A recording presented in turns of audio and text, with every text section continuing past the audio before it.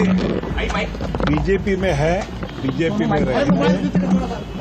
आदरणीय उपेंद्र कुशवाहा जी ने उनको शुभकामनाएं, आशीर्वाद दिया है। नमस्कार, प्रणाम। मेरा नाम रोहित वर्मा है और अब प्रभात खबर डिजिटल देखना शुरू कर चुके हैं। आज बात होगी पावर स्टार पवन सिंह की। भोजपुरी फिल्म जगत के अभिनेता सिंगर पवन सिंह ने दिल्ली में आरएलएम के प्रमुख उपेंद्र कुशवाहा से मुलाकात। साल 2024 में काराकाट से पवन सिंह ने निर्दलीय चुनाव लड़ा। अब चर्चा है बीजेपी से चुनाव लड़ने की। शाहबाद में क्या इस बार चुनावी समीकरण होंगे और इस बार बीजेपी का मास्टर स्ट्रोक क्या होगा? तमाम मुद्दों पर बात करेंगे। हमारे साथ बिहार हेड केशव सुमन सिंह सर मौजूद हैं। पवन सिंह की ये मुलाकात और शाहबाद में चर्चा तेज। बिहार में सियासी पारा बढ़ चुका है।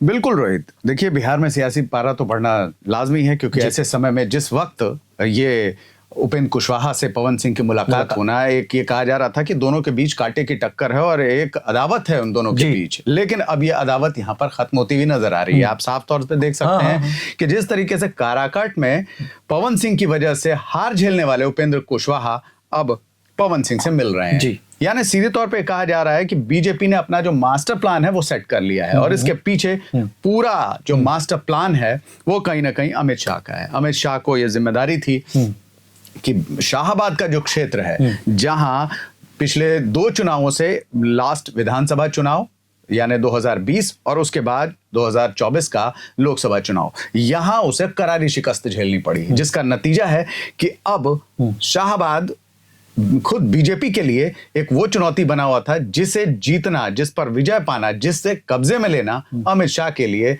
बड़ा क्या कह सकते हैं उसे, एक उलझाऊ हिस्सा बना हुआ था। लेकिन अब इस पर जो है कहीं ना कहीं क्लियर होता हुआ नजर आ रहा है कि अब पवन सिंह पावर स्टार जो कहे जाते हैं उनकी एंट्री बीजेपी में, एनडीए में कहा जाए तो हो चुकी है। और ये पूरा रास्ता जो है उपेंद्र कुशवाहा के जरिए है। उनकी पार्टी से जो है बीजेपी उन्हें टिकट थमाएगी और उन्हें जो है अपनी पार्टी में शामिल करेगी। जैसा कि आपने सुना कि विनोद तावड़े ने भी वो जवाब दिया और सीधे तौर पर उन्होंने कहा कि बीजेपी में है, बीजेपी में रहेंगे, बीजेपी में है और बीजेपी में रहेंगे। इसका मतलब साफ है कि अब पवन सिंह की एंट्री हो चुकी है। और ये पूरा शाहबाद का जो क्षेत्र है, अगर आप देखें तो रोहतास, आपका सासाराम, रोहतास, बक्सर, आरा, ये पूरा क्षेत्र जो है वो अब उनके हिस्से में आने की तैयारी हो गई है। लेकिन मैं आपको बता दूं कि इससे पहले के लोकसभा चुनाव के दौरान सुपड़ा साफ था, विपक्ष वहां पर आया और सुपड़ा साफ हो गया। वहीं अगर मैं बात करूं, अगर पुराने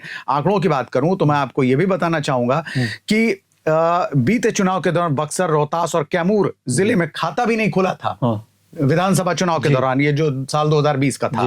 और वहीं केवल सभी 4 सीटों पर उनकी हार हो गई थी जो लोकसभा चुनाव हुए थे। इसके अलावा मेरे पास जो डेटा है उसके आधार पर मैं बता रहा हूं कि 2015 में भी उन्हें 22 में से 6 सीटों पर ये जीत मिली थी। 2019 में सभी 4 सीटों पर जो है लोकसभा चुनाव जो हुए उसमें हालांकि उनको 2019 में जो है वो जीत मिली, लेकिन उसके बाद जो है उनका ग्राफ गिरता गया और ये देखा गया कि किस तरीके से शाहबाद का पूरा क्षेत्र जो है बीजेपी के हाथ से निकल गया, जिसकी पूरी जिम्मेदारी अमित शाह की थी। बीजेपी के चाणक्य कहे जाते हैं, उनके पास पूरी इसकी जिम्मेदारी थी और पूरा दारोमदार था कि उसे सेट करें। आपने देखा होगा कि पहले 2 यात्राएं भी जो हुई उस दौरान भी अमित शाह ने फोकस उसी क्षेत्र को किया, शाहबाद को ही फोकस किया। अब इस शाहबाद को जीतने का जो है वो रास्ता निकाल लिया गया है। नहीं, हमने 2024 में भी लोकसभा चुनाव के दौरान देखा था सर कि जिस तरह से बागी हुए पवन सिंह, तो पवन सिंह ने जो है नुकसान उपेंद्र कुशवाहा को भी दिया, आरके सिंह को आरा में दिया। बिल्कुल, उससे बीजेपी कहीं ना कहीं घबराई थी। बिल्कुल, ये सीधे तौर पर आप देख सकते हैं कि बीजेपी ही नहीं घबराई थी, इवन उपेंद्र कुशवाहा के लिए काफी मुश्किल खड़ी हो गई थी।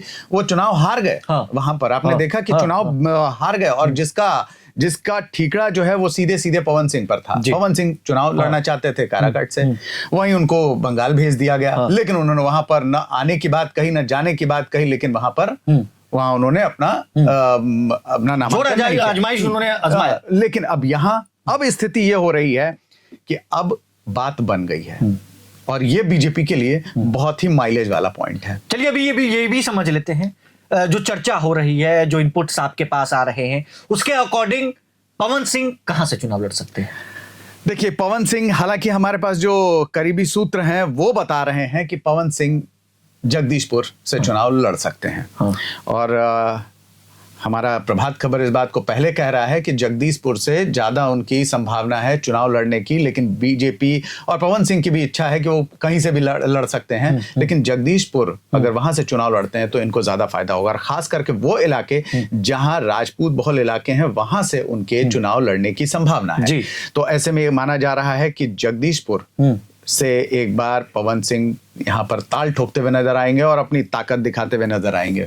ज्योति सिंह को लेकर भी क्या बातचीत हुई होगी? बीजेपी से कुछ डील देखिए एनडीए से कुछ डील फाइनल हुआ होगा? ये बहुत ही इंटरेस्टिंग सवाल है कि जो डील हुई है बीजेपी उपेंद्र कुशवाहा और पवन सिंह के बीच, जहां उपेंद्र कुशवाहा सिर्फ एक जरिया बने, उपेंद्र कुशवाहा सिर्फ एक, उनको मनाने के लिए कहीं ना कहीं बीजेपी लेकर गई, क्योंकि अगर बीजेपी में आएंगे पवन सिंह तो खटास उपेंद्र कुशवाहा के अंदर नजर आएगी, क्योंकि उपेंद्र कुशवाहा को पवन सिंह ने हराया था। बिल्कुल, और इस वजह से इस बात को ध्यान में रखते हुए काराकाट सीट को भी आजाद कराया गया है कि अगर दोनों में सहमति नहीं बनी तो काराकाट, जहां से उन्होंने पिछली बार चुनाव लड़ा था, लोकसभा चुनाव, वहां उनको शिकस्त दी और बुरी स्थिति बनी।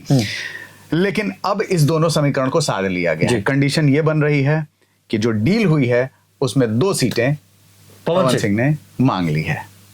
अब एक सीट उनकी पत्नी की है और एक पवन सिंह की है, और दोनों ही सीट ऐसी हैं जिसका समीकरण बहुत तगड़े से सेट किया गया है। और देखा जाए तो कहा जा रहा है कि रोहतास की किसी सीट से वो चुनाव लड़ सकती हैं। कई तरह की चर्चाएं आ रही हैं। मेरे पास जो सूचना है कि हालांकि पवन सिंह की पत्नी ने यह भी कहा था कि वो उनके जिस तरीके से उन्होंने दिनारा से चुनाव वहां पर प्रचार किया था, तो ये अंदाजा लगाया जा रहा है कि दिनारा से ही चुनाव लड़ें। लेकिन इससे पहले भी वो कह चुकी हैं कि 2 अन्य सीटें हैं जिस पर से भी वो चुनाव लड़ सकती हैं।